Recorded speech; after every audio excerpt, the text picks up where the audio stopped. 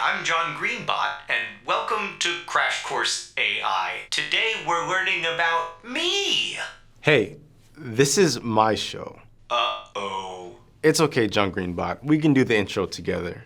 Robotics is a broad topic because it's the science of building a computer that moves and interacts with the world, or even beyond the world, in space. So today we're going to talk about robots like me and what makes us tick.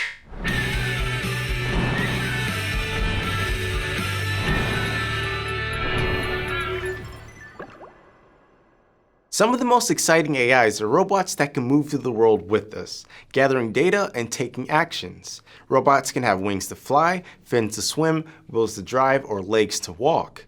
And they can explore environments that humans can't even survive in. But unlike humans, who can do many different things, robots are built to perform specific tasks with different requirements for hardware and for learning. Curiosity is a pretty amazing robot who spent 7 years exploring Mars for us.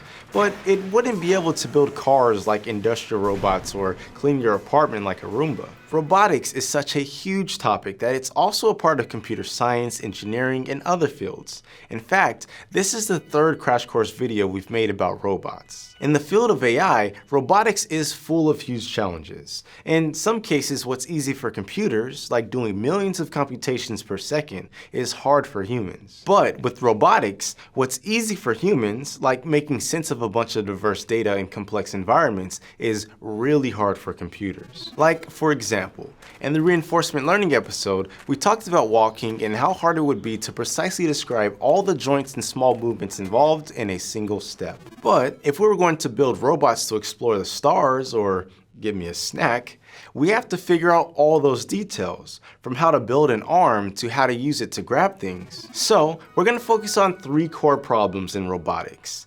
localization, planning, and manipulation. The most basic feature of a robot is that it interacts with the world. To do that, it needs to know where it is, which is localization, and how to get somewhere else, which is planning. So localization and planning go hand in hand. We humans do localization and planning all the time. Let's say you go to a new mall and you want to find some shoes. What do?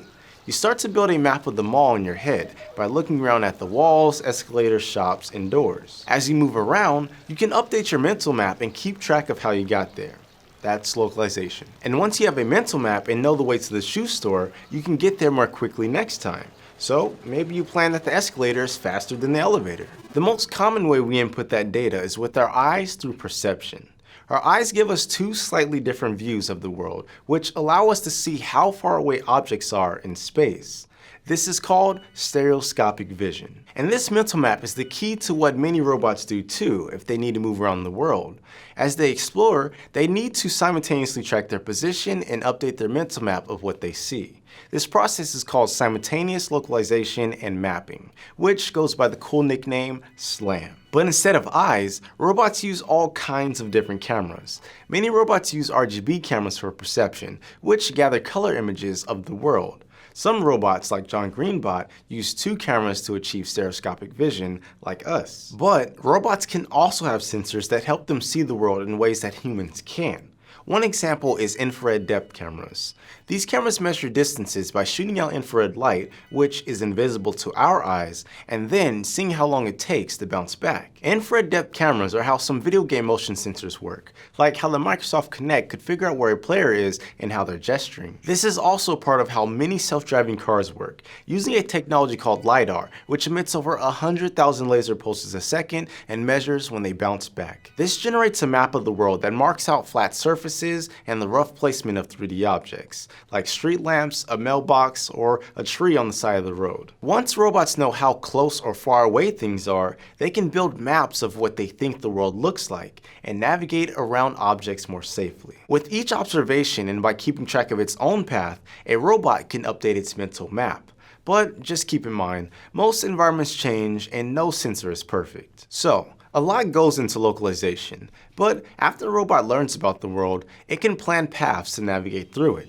Planning is when an AI strings together a sequence of events to achieve some goal, and this is where robotics can tie into symbolic AI from the last episode. For example, Let's say John Greenbot had been trained to learn a map of this office, and I wanted him to grab me a snack from the kitchen.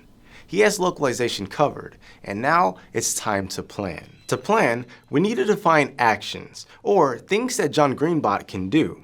Actions require preconditions, or how objects currently exist in the world, and actions have effects on those objects to change how they exist. So, if John Greenbot's mental map has a door between his current location and the kitchen, he might want to use an open door action to go through it.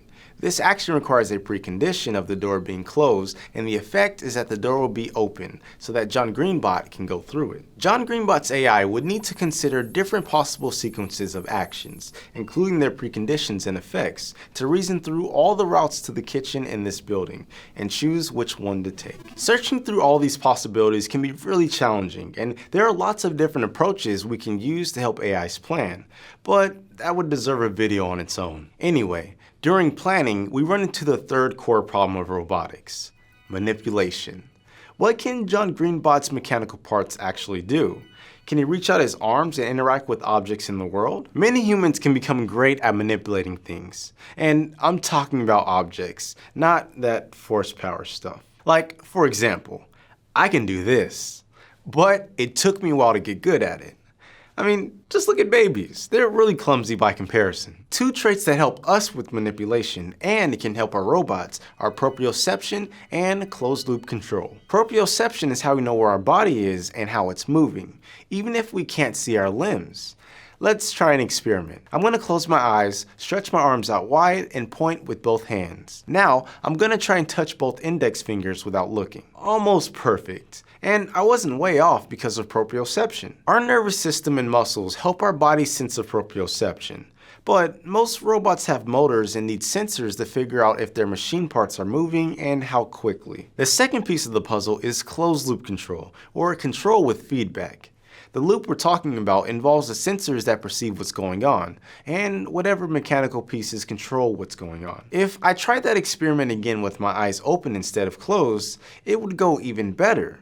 As my fingers get closer to each other, I can see their positions and make tiny adjustments. I use my eyes to perceive, and I control my arms and fingers with my muscles. And there's a closed loop between them. They're all part of my body and connected to my brain. It'd be a totally different problem if there was an open loop, or control without feedback. Like if I close my eyes and try to touch my fingers to someone else's. My brain can't perceive with their eyes or control their muscles, so I don't get any feedback and basically have to keep doing whatever I start doing. We use closed loop control in lots of situations without even thinking about it. If a box we're picking up is heavier than expected, we feel it pull the skin on our fingers, so we tighten our grip. And if it's even heavier than expected, we might use our other hand. And if it's still too heavy, well, we'll call over our open loop example buddy. But this process has to be programmed when it comes to building robots. Manipulation can look different depending on a robot's hardware and programming. But with enough work, we can get robots to perform specific tasks, like removing the cream from an Oreo. Beyond building capable robots that work on their own, we also have to consider how robots interact and coordinate with other robots and even humans. In fact, there's a whole field of human-robot interaction that studies how to have robots work with or learn from humans. This means they have to understand our body and spoken language commands. What's so exciting about robotics is that it brings together every area of AI into one machine. And in the future, it could bring us superpowers, help with disabilities, and even make the world a little more convenient by delivering snacks. Here you go, Jabril. Thanks, John Greenbot. Go give me a spoon. But we're still a long way from household robots that can do all of these things. And when we're building and training robots, we're working in test spaces rather than the real world. For instance, a lot of work gets done on self-driving car AI before it even gets to an actual road. We don't want flawed systems to accidentally hurt humans. These test spaces for AI can be anything from warehouses, where robots can practice walking, to virtual mazes that can help an AI model learn to navigate. In fact, some of the common virtual test spaces are programmed for human entertainment. Games. So next week, we'll see how teaching AI to play games, even games like chess, can help us solve real-world problems. See you then. Crash Course Course AI is produced in association with PBS Digital Studios. If you want to help keep Crash Course free for everyone forever, you can join our community on Patreon. And if you want to learn more about engineering robots, check out this video.